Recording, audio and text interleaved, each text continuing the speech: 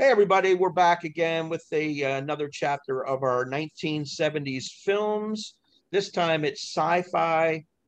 In previous decades, like I said before, we had sci-fi and horror together. We decided to split them to dig into the genre a little more precisely. So we're going to do that this time out. Our top 5 science fiction films here with Brian, AYBL Maine, and Doc, and should be interesting to see where we land on this. Doc, you want to start us off with your top 5? Sure can.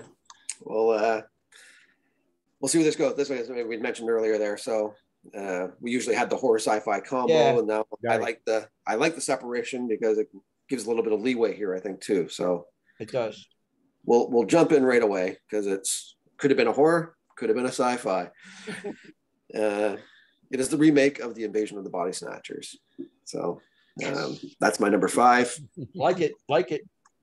Could have went higher, could have went lower. I just don't know where my placement is, but I've seen some stuff recently here that's changed my way I look at things on a few different categories. So we'll see that unfold later on as well. But Invasion of the Body Snatchers, I love the original. That's my favorite of the Invasion of the Body Snatchers. That's my favorite one. But the remake was really, really well done. It's fantastic. You know, it's got a good cast here. Donald Sutherland. It's got Spock in it. Spock is in it, right? You can't go wrong with Spock in there. So. Jeff Goldblum. Jeff Goldblum. Yes. You know, it's those seeds landing in that San Francisco area, buddy, and here come the pods. You know, like the different, shall we say, almost cloning of people here. If you get taken out, that's the end of you, and here comes the clone pod of you to take over your existence on the planet. So, The Invasion of the Body Snatchers is a great sci-fi movie originally when it came out, and it stands up in the remake. Fantastic. Yeah, definitely worth a watch. That's for sure. I had trouble with some of these, I'll tell you that. So, okay. Like on how I place them, maybe, and it could be just where I am now. So, my number 4 is Close Encounters. It stems from, here comes Spielberg right after Jaws, basically going on to get whatever he wants money-wise to go make a movie. And this is studio throwing him a whole bunch of cash, You don't need mashed potatoes to make a mountain with Richard Dreyfuss in this one here. Here's the real mountain. Let's go do it here. There's the set. So they spared no expense in some regards on how this movie was made. There's some good little backstories with Lucas and him talking about Star Wars at the same time and stuff like that, where Lucas was not getting any cash and Spielberg was flush with cash from the studios and how much they were throwing at him to make a movie here. So, any of you guys been to Devil's Tower? No, I haven't either. No. But Close Encounters, it's obviously the close encounters of the third kind. It's the communication with aliens, and there's a whole bunch of stuff that happened in the war that this has been going on for a while, and it accumulates at the end there on even like transfers of shall we say modern people exchanging and going off. You learn ours, we'll learn yours, and friendly communication with aliens is what this movie is about in the end. So Close Encounters, it was a pretty long movie too, but special effects and scenery and good little backstories inside it as well. And and Richard Dreyfuss is pretty good in this one as well. So what can I tell you? I like him in this one as well. I like him. I like Close Encounters. But like I said, this list was pretty tough for me. So number 3 is The Boys from Brazil. Wow, nice one. Wow, okay. Who knew Joseph Mandela was thinking about cloning or something like this? Yeah, they're going after cloning Hitler. This is what it is. So, you want to talk about a different kind of movie? The Boys from Brazil is a fantastic flick, man. Sir Laurence Olivier is fantastic in this movie. Gregory Peck is fantastic in this movie. You got a young Steve Guttenberg at the beginning of this thing for a while and stuff like this. So. It's really I haven't seen it in a long time, so I revisited it when I was doing this, and I've watched it 3 times since. Wow, nice. It's awesome. I haven't seen it in a long time myself, but I like it. Kind of a classic to me when I'm starting to think about things and like Close Encounters would have been like my number 1, 2 or something like this when I would have thought about it when I'm not thinking about doing it. But when you start doing a bit more of a deeper dive into things and movies and makings and storytelling and acting and everything that goes involved with these things, early 50s, I look at things a lot different than I'm looking at early 30s or something to that effect too. So maybe a little bit more nitpicky and a little bit more critique-ish at my age, but it's a fantastic flick, man. Boys from Brazil is a must watch in this. I make it fit in the genre era for the sci-fi just because of the cloning side of things, but it could be a horror, could be, it could be a drama, it could be a whole bunch of different things here, but it's a great movie, definitely worth it.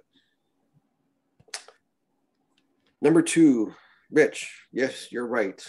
It's a horror or a sci-fi. So yes, it's a sci-fi. It is Alien. So, okay. Good. Yeah. It's a good spot for it. It's I mean, you touched on some good points already here previously when you talked about it in the horror category, Rich. It's got a great cast. It's a great story. Ridley's this is one of Ridley's better ones, to be honest with you. Yeah, I think so too. Yeah. It's got great special effects. Sigourney Weaver is fantastic in this role. I think it catapults. This opened up a lot of doors for a lot of different things that would happen for women in Hollywood in some sense. Strong women. Yeah. They have that strength. Yeah. It's a feminist film. It really is. Yeah. It really is. Yeah. And she plays it to a T, man. This is perfect. It was perfect. It was perfect for her, and it was perfect for the role. And I really respect her in this role. So, and Alien it's a kind of a classic in the sci-fi neighborhoods of the 70s for me, man. This got a little bit of everything in it, and it's an alien and spacecraft, and a lot of good scenes in this movie, man. Number 1 sci-fi movie of the 70s, man. The one that started it all for me, and started it all for a lot of other people. So it's going to land right there at Star Wars, man. It's the one that started it all. I can't help it, man. Star Wars is a classic. You got Harrison, you got everybody, right? You've got Alec Guinness making an appearance in this movie. Then he got nominated for this movie, for crying out loud. And George Lucas could not sell this to somebody, man. George Lucas is the smartest dude in Hollywood by a mile there on what kind of deal he cut on making this thing happen, taking the royalties, and I'll take all the stuff that goes with it on the side. So great story, maybe the ultimate bad guy in movies with Darth Vader. Great backstory. There's a lot of different things you can look at on how he got to the story, be it World War II and the Nazis and everything else, and where he might have drew from and how he got to the character. He did it, man. He made it. It's in space. It's a sci-fi movie. There's spaceships. There's gun battles. There's fantastic action. Great story going on. Star Wars is the ultimate sci-fi movie of the 70s, man, and one of the best ever. So kind of an easy number 1 for me in this one. Very good. Yeah. Nice. Can't argue with it. How'd we do, Brian? It's just the Dreyfus thing, man. It's just the Dreyfus thing. He's back to the Dreyfus thing. I'm going to send you some potatoes. It's the Dreyfus factor. We'll have to coin that phrase. Yeah. It's the Dreyfus factor. Anyway, no. All right. So for my number 5, I kind of put this in sci-fi. I mean, because we couldn't really, obviously, we managed to put together a comic-based one and for the 2010s because of the sheer volume of it. But here I put Superman in the sci-fi because obviously what you have is a superpowered individual. So it's something that's a little bit out there. Kryptonite. Yeah. Crypto. I mean, so it has everything. Like you said, Christopher Reeves will always be Superman to me, and I remember the television show with George Reeve and I remember, and all the incarnations of people who've tried to play Superman. And failed really. Great. It's a great story on top of any effects that are actually in the film. So Richard Donner did a great job. They managed to convince Marlon Brando to come in and just read a few lines and get paid an absorbent amount of money to do it. It's a shame that Donner kind of got ripped off there, because they basically shot Superman 1 and 2 at the same time. Yeah. Right. And then like he kind of got let go, in the interim between, the ending of 1 and 2. And then so the other guy kind of jumped on board, even though essentially it was Donner's film. It was Donner's vision for everything, the direction that it was all going. And it got taken away from him a little bit. Number 4 for me is this is kind of a personal favorite, because I remember it as a kid, is The Black Hole. Disney's The Black Hole. It's first time even dealing with, that type of sci-fi about a ship that, what would happen to a ship if it actually entered a black hole and the destruction that it could actually cause. I thought the robot villain in it, Maximilian, that big imposing robot with just that singular eye, was just as powerful. It was a powerful image for me as a kid. It also had other little robots in it and everything. And it just kind of struck me as it was something different for the time, something Disney really had never even tried to do, obviously. So I got to imagine that's a big step for them. So, but it's a personal favorite. Number 3 for me is Invasion of the Body Snatchers. You already touched upon that. It's awful hard to leave that off of there. Donald Sutherland at the end, pointing. And I know. I mean, that's just, a classic ending. Just when you think, everything's working out the way that the protagonists need to, escape and somehow, overcome, and then it just all flips right on its head right at the Great end. ending. Great ending. Great ending. Yeah, Great ending. Absolutely. The first time you see that too, it really gets you, because you think it's going to end a certain way, and then right. Dang, they nail you at the end. There's nail you right at the end. It's wonderful. Number 2 for me, again, we've already touched upon it, is Alien. I personally have, I like the whole series anyway, but this is by far the most conceptually, one that I think that's put together conceptually the best anyway. Ridley Scott did a fantastic job doing it. The nice mixture of horror and sci-fi. The cast is just hugely strong. I mean, Tom Skerritt did a great job in it. Even the different villainy level on a different level with Ian Holmes' character, Bishop, who obviously is conspiring with the company to make sure that they capture this alien alive. And it was the company that put them in this dire situation. So there's 2 enemies here. There's the aliens, who are just doing what is according to their nature. And then there's like the company villain, who is actually doing things for the benefit of profit. Here this crew is caught in the middle of both of those things, just trying to survive. And it truly is a feminist movie. Like I've said before, I mean, she is the hero. She doesn't need to be bailed out by any man in this film. She does it all for herself. So number 1 though is what Sean's already touched upon. I remember seeing it as a child. Actually, the first time that I saw it, I had nightmares about the Jawas in it, the little aliens that take the droids and they sell them or whatever. I had nightmares about them. Of all the things in that damn movie that I would have a nightmare about, is those little things as a kid. It was kind of odd.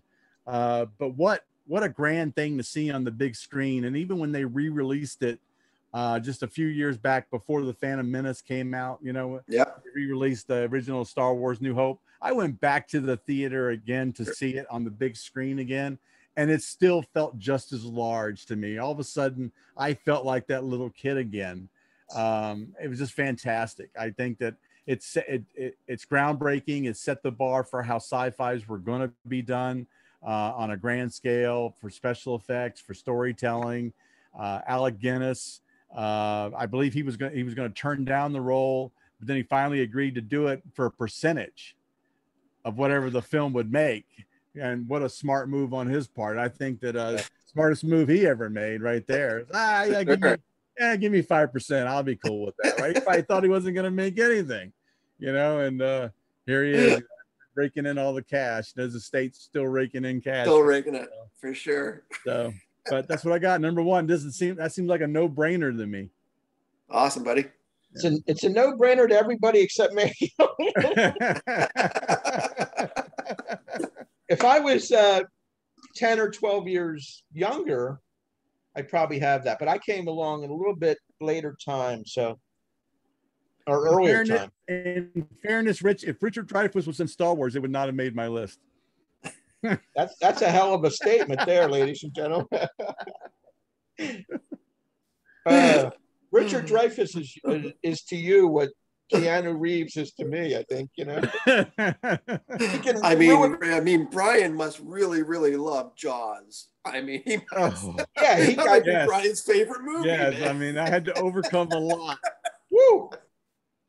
All right, cool. My number 5 is little known, but I remember it very fondly. It's called Time After Time. Oh, yes. With Malcolm McDowell, Mary Steenburgen, and David Warner as Jack the Ripper. This is a little time travel movie. It's entertaining as hell, romantic. There's some chills and thrills. It's an overlooked gem. Nobody ever talks about it anymore. It's H.G. Wells, played by Malcolm McDowell. In his own time machine, he's chasing Jack the Ripper through into the 20th century. Really well done, a clever screenplay.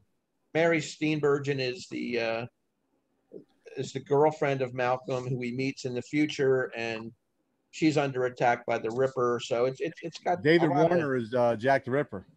David Warner's Jack the Ripper. He plays a good villain in this movie too. Quiet little movie, but cute. I liked it. Number 4 is Where We Part Company. I'm going with Star Wars. I put it in the 4 hole. Get a bronze medal. I know. Well, it's just because of my age. I think I'm an old curmudgeon, and I don't say I don't like it. I mean, it is groundbreaking. It's a blockbuster of all time. It wowed a generation. By the time 1977, I'm 20 years old. You guys are still 7, 8, 9. So it's very impressionable. I have a brother who's 15 years younger. It's his favorite movie of all time. And anybody in that was born in, like, let's say 68 through 73, that's their favorite movie. It means the most to them because it completely blew them away on the screen. They collected all the little figures, the Darth Vaders and the R2-D2, C-3PO, all that stuff, and Yoda. I mean, there's so much in there to like. It's just not my kind of film, although I do like The Empire as the best of the franchise. Star Wars would probably be my second favorite. So I have to put it on the list because it's too big not to put on the list. Number 3 is, you guys both had it, Invasion of the Body Snatchers from 1978.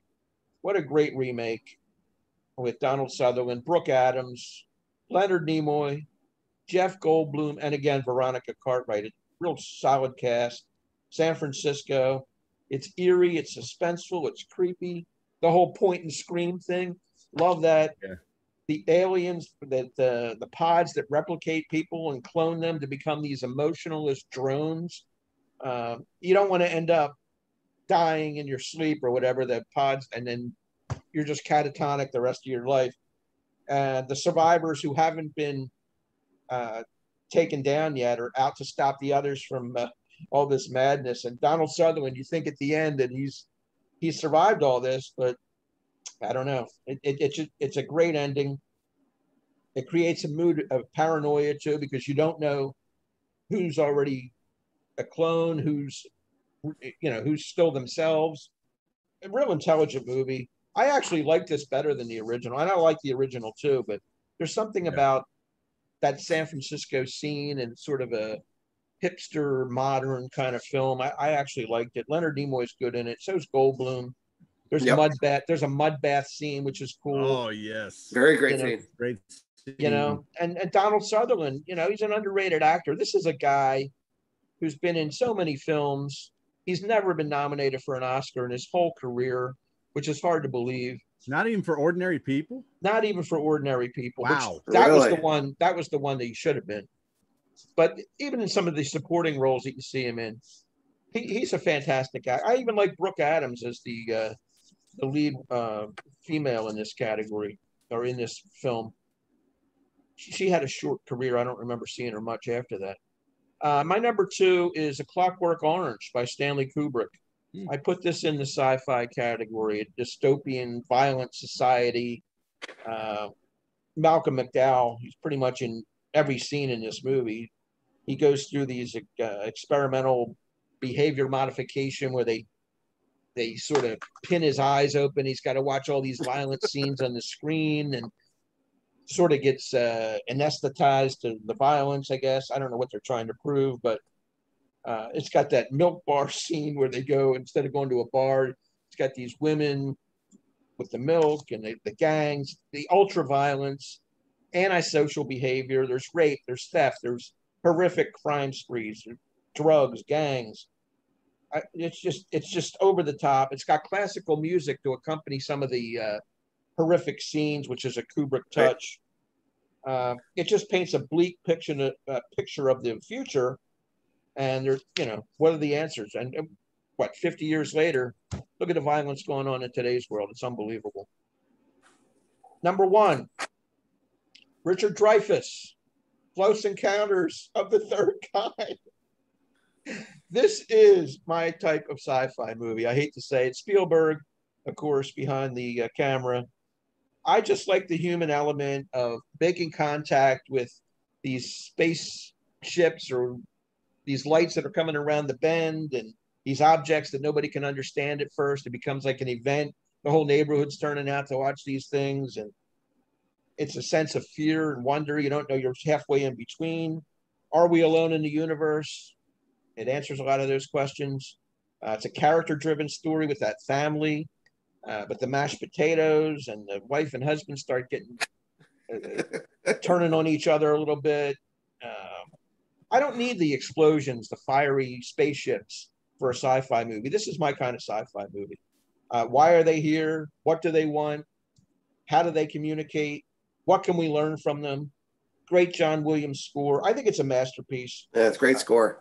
It's a great special science fiction movie, in my opinion. It's spectacular. On the big screen, just tremendous with those spaceships too. And I like Dreyfuss. I think he's really effective in this role.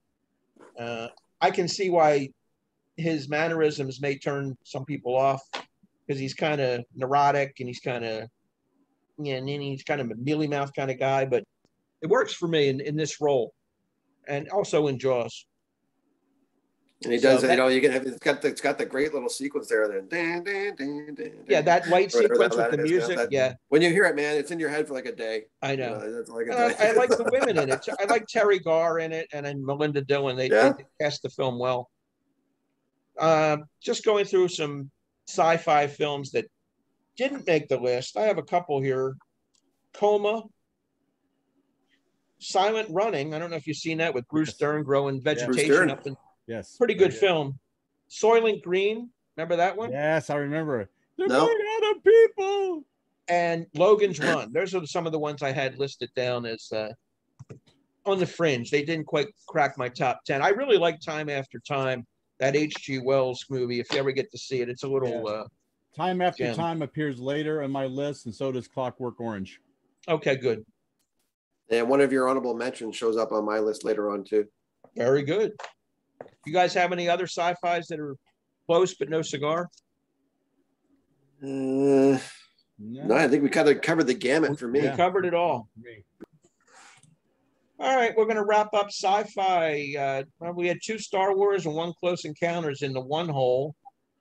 Sorry I couldn't be a little more agreeable there, but anyway. Couldn't trifecta that one, eh? Nah, it wasn't on purpose. I just went with my gut. So, until next time, we're going to be back with sports for our next segment of the 1970s. For Brian and Doc, I'm Rich. We will see you next time. Take care.